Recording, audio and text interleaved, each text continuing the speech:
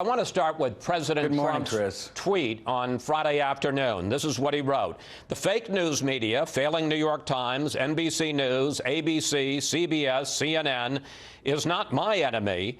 It is the enemy of the American people. Reince, the president believes that a free and independent press is a threat to the country?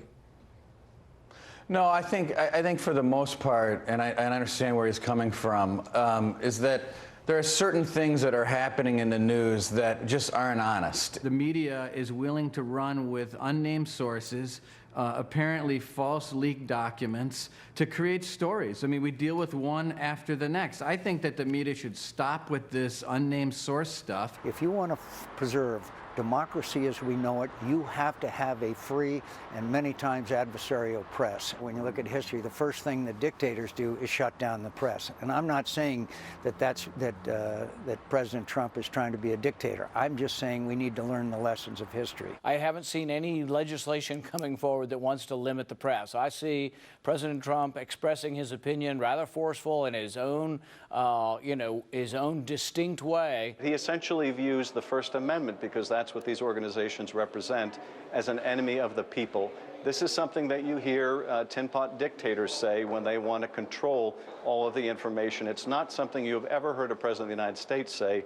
Not even Nixon went there, and it is deeply concerning. It's nothing new. Thomas Jefferson, Abraham Lincoln, John Adams have all had their issues with the press. I can assure you this, Chuck, and everyone in your business.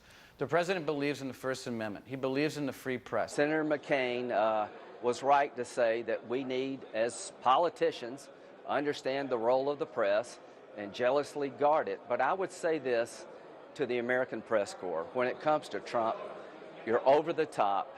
You're acting more like an opposition party. What I have said to the press in Ohio and around the country and here in Munich is thank God you're there.